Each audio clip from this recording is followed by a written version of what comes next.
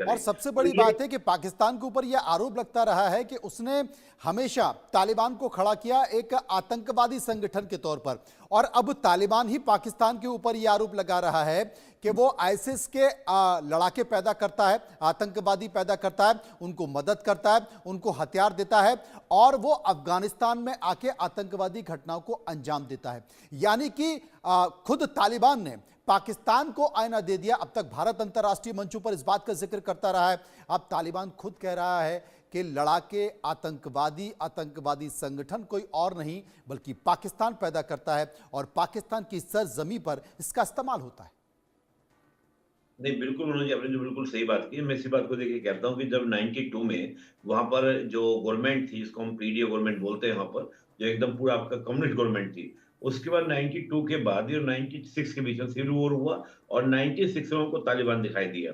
तालिबान को ही पहले मुजाहिदीन कहते थे, मुजाहिदीनों से ही तालिबान आपका बना है। जी और तालिबान 96 से लेकर 2001 तक की हम बात करें तो उसमें पाकिस्तान के संबंध तालिबान से बड़े शानदार संबंध थे। जी और 2021 में जैसे ही तालिबान आता है तो कहा भी जाने लगा पाकिस्तान में, दिवाली जैसा सेलिब्रेशन था कि अब तो हमारा स्ट्रेटेजिकल डेप्थ आ गया है, अब हम भारत को कहीं ना कहीं सबक सिखा देंगे और भारत के जितने इन्वेस्टमेंट हैं, जो 6 बिलियन से ज्यादा हमारे वहां पे इन्वेस्टमेंट थे, उनको कहने लगा था कि वो बेकार हो गए हैं, धत्ता हो गए हैं, अब उन पर सब पर कंट्रोल किसका होगा, पाकिस्तान का होगा।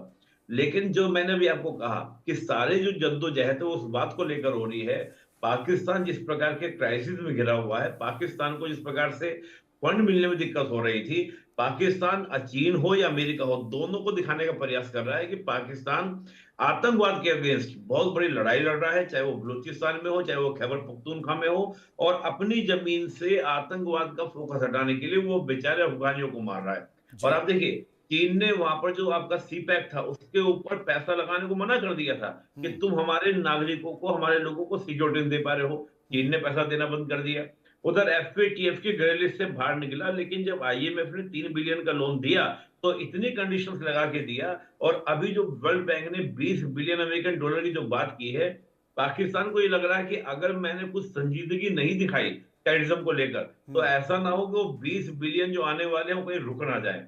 तो पाकिस्तान, आज हम बलूचिस्तान की बात करें, खैबर पख्तूनख्वा की बात करें, इसके अलावा इकोनॉमिकल मोर्चे में बात करें, और यहाँ तक आप देखिए कि इमरान खान को लेकर डोनाल्ड ट्रंप ये कह रहे हैं कि इमरान खान को रिहा कीजिए। तो हम्म एक पूरा अच्छा खासा यहाँ पे जो एक इन्वायरमेंट जिसको हम लोग बोलते हैं हमेशा एक अंतरराष्ट्रीय संबंधों में, एक बनाना रिपब्लिक, और साथ ही हम लोग बोलते हैं इसको एक फेल्ड स्टेट। हम्म तो पाकिस्तान आज एक बनाना रिपब्लिक की ओर, और जो ये पूरा इनके में कॉन्फ्लिक्ट चल रहा है, ये कॉन्फ्लिक्ट आप 2021 से देखेंगे मनोज जी। बिल्कुल, ये हम तमाम देखेंगे सारी आपका चीजें लगातार दिखाई दे रही हैं और कह सकते हैं कि पाकिस्तान खुद आपस में अपने यहीं पर घिरता जा रहा है। इन सब के बीच आपको बता दें कि पाकिस्तान की टेंशन तालिबान और टीटीपी ने ही नहीं बल्कि बलूचिस्तान लिबरेशन आर्मी ने भी बढ़ा दी है।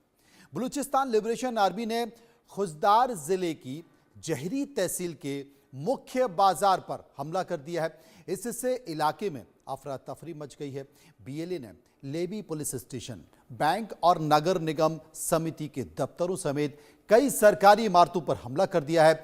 10 घंटे से ज्यादा समय तक इलाके पर कब्जा रहा है और कब्जा बनाए रखने के बाद इलाके के ज्यादातर सरकारी कार्यालयों को आग के हवाले कर दिया गया है।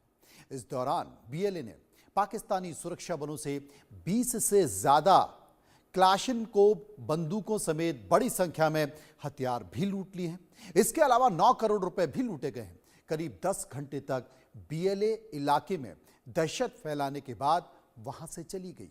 बीएलए को रोकने के लिए पाकिस्तानी सेना ने एक टुकड़ी भी भेजी, जिसके काफिले पर बीएलए ने हमला कर दिया। इस हमले में 4 पाकिस्तानी सैनिक भी मारे गए हैं।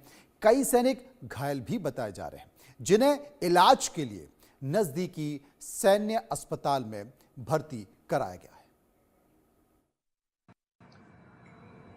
पाकिस्तानी सेना और शहबाज शरीफ की सरकार के बीच में किसमें वर्टिकल डिवाइड हो गया है ऊर्जा उद्योग के कर्मचारियों की या अधिकारियों की रिहाई को लेकर। लेकिन पाकिस्तान को वास्तव में हर प्रकार से कंट्रोल करता है पाकिस्तान की सेना। तो ऐसे जो चीज़ सेना चाहिए शहबाज शरीफ सरकार इवेंचुअली वही करेगी, और अगर वो नहीं करती तो उनको हटा दिया जाएगा। लेकिन इस समय सेना के अंदर भी एक किस्म से वर्टिकल डिवाइड है। कुछ सेना के अधिकारी जो हैं वो चाहते हैं कि तरीके तालिबान के साथ किसी न किसी तरीके से कॉम्प्रोमाइज़ किया जाए और कुछ चाहते हैं कि उनके खिलाफ कड़ी कार्रवाई की जाए। लेकिन पाकिस्तान ज़बरदस्त दुविधा में है। एक तरफ तालिबान है, दूसरी तरफ बलूचिस्तान लिबरेशन आर्मी है, तीसरी तरफ POK के लोग हैं, चौथी तरफ ईरान रेवोल्यूशनरी गार्ड है और हिंदुस्तान के खिलाफ भी बड़े पैमाने पर उनकी कार्रवाई जारी रहती है इन टर्म्स ऑफ टेररिज्म। ऐसे में क्या करें या क्या ना करें, इसकी ज़बरदस्त दुविधा है। निपुण साहब, डिफेंस एक्सपर्ट सहगल साहब को आप सुन रहे थे, वो ये कह रहे हैं कि पाकिस्तान कंफ्यूज हो चुका है और पाकिस्तान छोड़िए, पाकिस्तान की सरकार छोड़िए, उसकी सेना में भी दो तरह की बातें चल रही हैं। कुछ लोग ये मानते हैं कि साहब कंप्रोमाइज कर लिया जाए, तालिबान से कंप्रोमाइज कर लिया जाए, और सेना का एक धड़ा मानता है कि नहीं किया जाए। अब जब सेना में ही इस तरह की स्थिति हो गई है तो फिर आप सोचिए क्या होगा। देखिए मनोज जी, बड़ा अभी सहगल साहब ने जो कहा, मैं उन्हीं की बात को आगे बढ़ाता हूँ और ये बिल्कुल हो रहा है वहां पर रहते। जो ये कह रहे हैं कि कॉम्प्रोमाइज कर लिया जाए, उनका कहना ये है जितना जल्दी कॉम्प्रोमाइज कर लेगा उतना बेटर रहेगा। क्यों?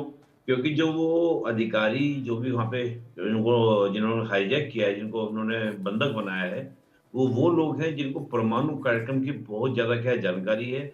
उन अधिकारियों का कहना ये है कि जितना विलंब होगा, जितना लेट होगा, तो कहीं ऐसा ना हो कि वो टॉर्चर से जिस प्रकार से वहां पर TTP कर रहा होगा, तो कहीं ऐसा ना हो उनको सारी जानकारी, उनको सारी इंफॉर्मेशन हमारे परमाणु की, हमारे पूरे परमाणु कार्यक्रम की ना दे दें।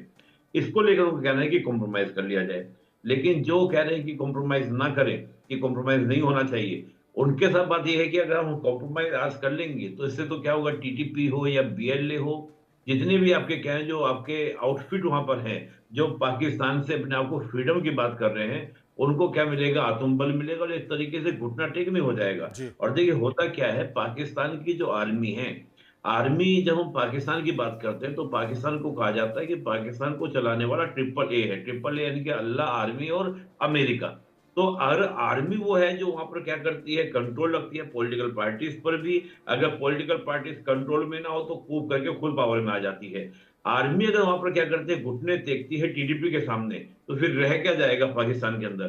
पाकिस्तान किस बिहाफ पर बात करेगा कि TTP हमको क्या कर सकता है, कंट्रोल नहीं करेगा, TTP से हम लोग लड़ सकते हैं। तो आर्मी के समय क्या है, एक बड़ी जद्दोजहद है।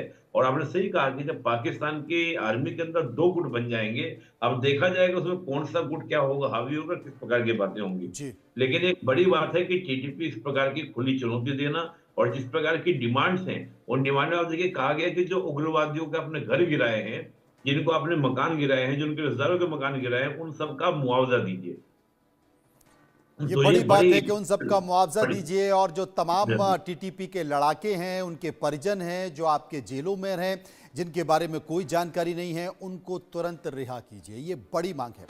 वहीं आज एक तस्वीर का जिक्र करते हैं जो कि पाकिस्तान